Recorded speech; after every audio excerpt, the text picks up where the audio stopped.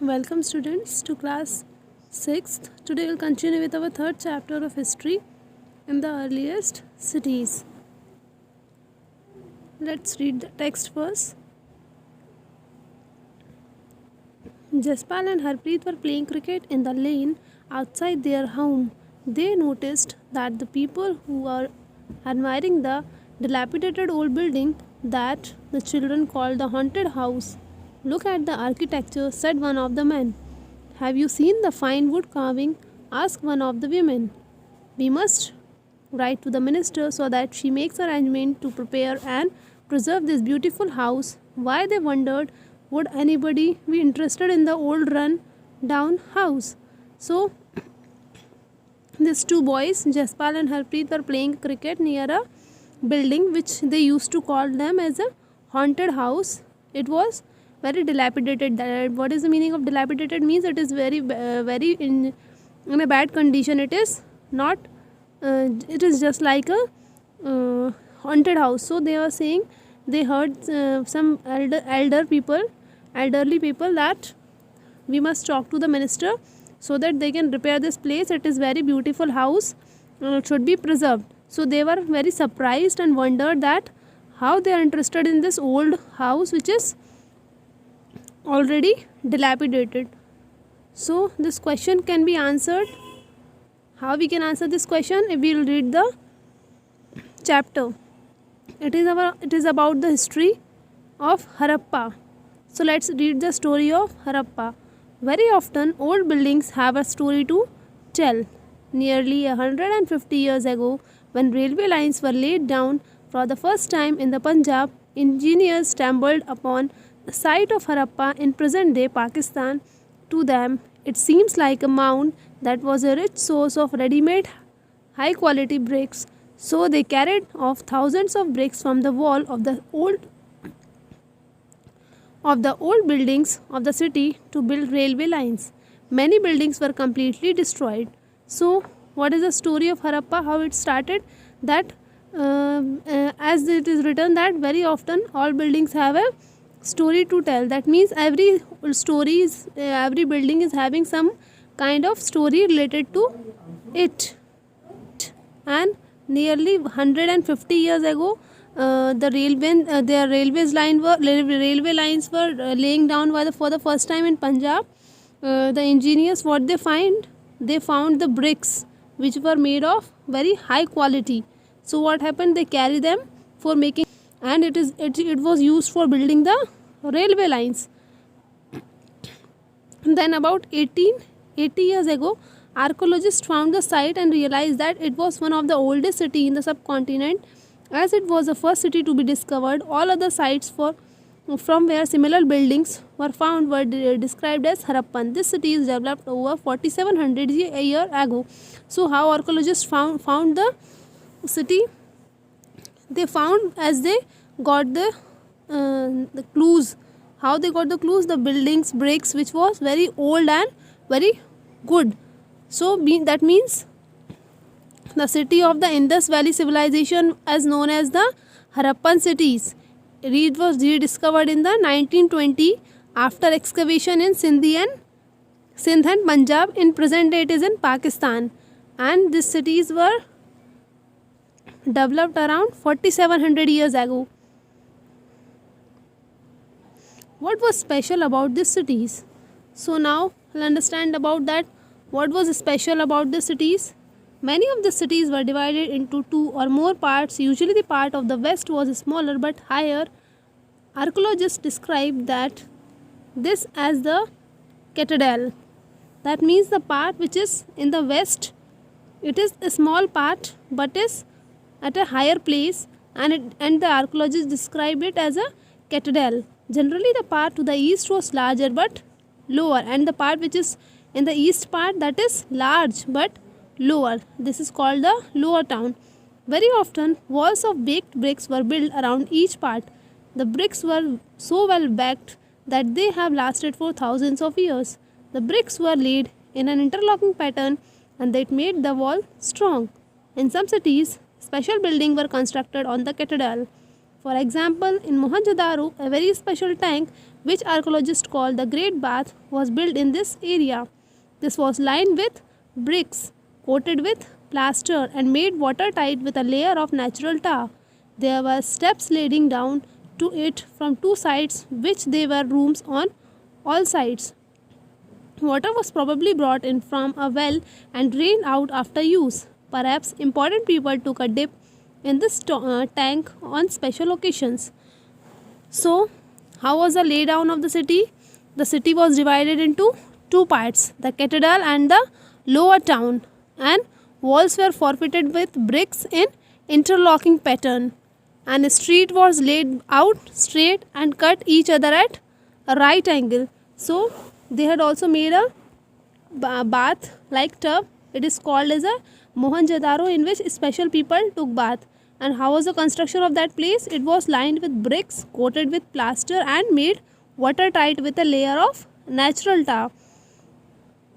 Other cities such as Kalimbangan and Lothal had fire altars where sacrifices may have been performed, and some cities like Mohenjo-daro, Harappa, and Lothal has elaborated storehouses.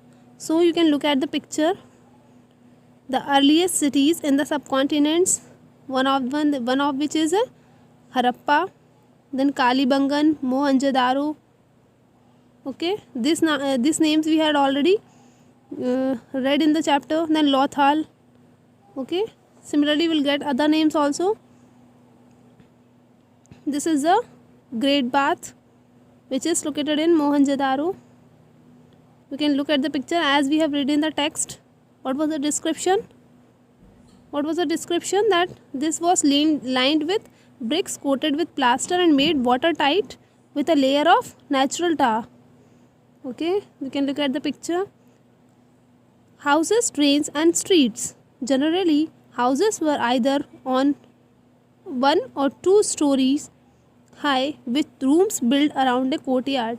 Most houses have a separate bathing area, and some had well to supply water. Many of the cities have covered drains. Notice how carefully these were laid out in straight lines. Although you cannot see it, each drain had a gentle slope so that water could flow through it. Very often, drains in houses were connected to those in the street, and smaller drains lead into bigger ones. As the drains were covered, inspection holes were provided at interval to clean them. All three houses, drains, and street were probably planned and built at the same time. So, how was the construction of houses, drains, and street? The house was of 1 or 2 story buildings, and which were built with around a courtyard. And also, they are having a separate bathing room, and some are having well to supply water. And also regarding drains, they were made very carefully. They were made in a straight line so that water can flow gently and without any stoppage. And also the streets and also the inspections are also made so that drain can be cleaned during time. That means the streets were laid out straight and cut each other at right angles, and drains ran parallel to each other and had covered. This was all about the houses, drains, and streets. Life in the city. A Harappan city was a very busy place. There were people who planned the construction of a special building in the city. These were probably the rulers. It is likely that the rulers sent people to distant lands to get metal, precious stones, and other things that they wanted. They may have kept the most valuable objects, such as ornaments of gold and silver or beautiful beds, for themselves, as there were scribes, people who know how to write, who helped prepare the seals, and perhaps wrought on other materials that have not survived. Besides, there were men's and women's craft persons making all kinds of things, either in their own home or in a special workshop.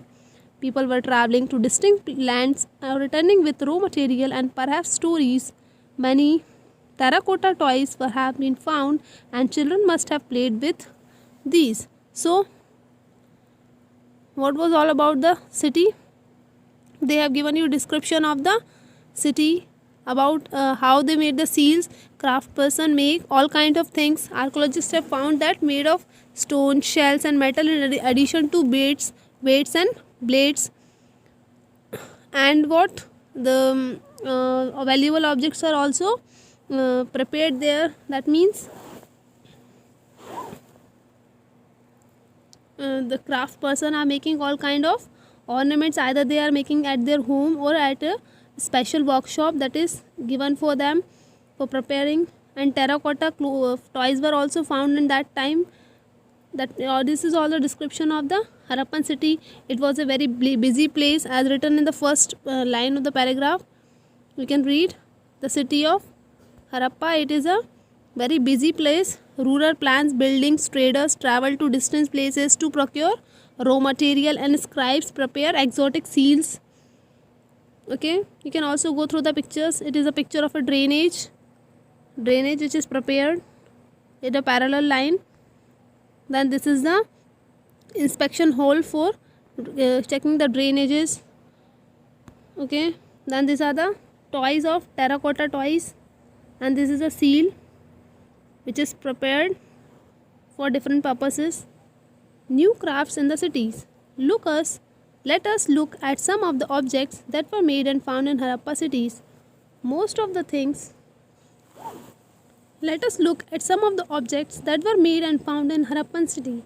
Most of the things that had been found by archaeologists were made of stone, shells and metals, including copper, bronze, gold and silver. Copper and bronze were used to make tools, weapons, ornaments and vessels. Gold and silver were used to make ornaments and vessels. Perhaps the most striking find are those of the beads, weights and blades. So this was a description about the new craft that was introduced in that city. What was that? It was the making of ornaments and vessels of different minerals. What are they? The stones, shells and metals, including copper and bronze, that were used for preparing ornaments, weapons, tools and vessels. Gold and silver were used for making ornaments and vessels. You can look at the picture and try to understand. This is the tools and these are the ornaments, and also blades and weights and beads are also prepared. The Harappans also made seals out of stones. They are generally rectangular and usually have an animal carved on them. You have already looked on the page number 27. This is the seal, okay, given. So they also used to prepare seals out of stones. The Harappan also made pots with beautiful black designs, such as one of the shown on page number 6. So Harappans also used to prepare beautiful pots of black design. We can go through page number 6. Cotton was probably grown at Mehergarh from about 7,000 years ago. Actual pieces of clothes were found attached to the lid of a silver vase and some copper object as Mohenjo-daro. Archaeologists have also found spindle roll made of terracotta and faience. These were used to spin threads. So, cotton was also grown at Mehergarh around 7,000 years ago. How they got to know? The pieces of clothes were found on the lid of a silver vase and some copper objectives at Mohenjo-daro. And what also they have found? That the spindle whorls which were made of terracotta and faience. The description of what is the meaning of faience is given. Unlike stone or shell, they are found naturally. Faience is a material that is artificially produced. A gum was used to shape sand or powdered quartz into an object. That is the meaning of. You can look at the picture. Many of the things that were produced were probably the work of specialist. A specialist is a person who is trained to do only one kind of work. For example, cutting stone or polishing beads or carving seals. Look at the illustration and see how well the face is carved and how carefully the beard is shown. This must have been the work of an expert craft person. Not everybody could have been a specialist. We do not know whether men were specialists or only women were specialists. Perhaps some women and men have the. So some specialists are there who can prepare like this sculptures with a great speciality and expertise. So they are saying that it is about the specialist. Who is a specialist is a person who is trained to do only one kind of work. Examples are given like cutting stone or polishing beads or carving seals. Next is in search of raw materials. What is the meaning of raw material? Raw materials are substances that are either found naturally or produced by farmers or herders. These are then used to produce finished goods. For example, cotton produced by farmers is a raw material that then it is processed and it converted into a cloth. While stone of a raw material that the Harappa used were available locally, and many items like copper, tin, gold, silver and precious stone has to be brought from distinct places. So this is how they brought raw material and